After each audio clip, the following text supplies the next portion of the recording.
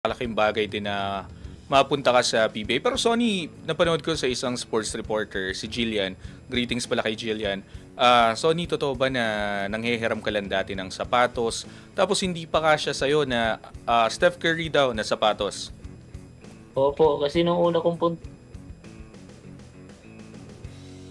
sa Mhm. nauna pagpasok ko sa basketball career Mhm. ko, walang-wala talaga. Hinatid lang po ako ng uncle ko, Mhm. galing Compostela Valley, ta's papunta ng Davao.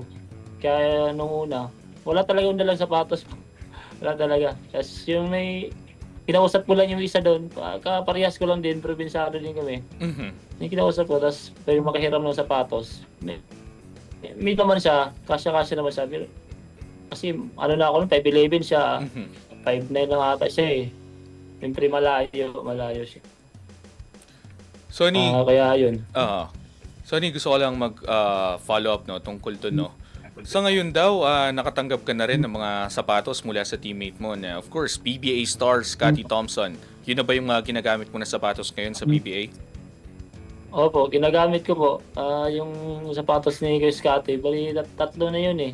Mhm. Yung isa di ko pa nagagamit, yung white, eh, siguro gagamitin ko sa sa Dubai, sa 26. Excited ka na ba doon sa laro niyo sa Dubai? Opo, excited.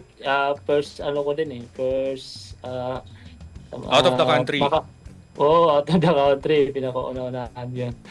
Kaya masaya ako sa nangyayari nangyayari sa buhay ko ngayon. Thankful ako kay God.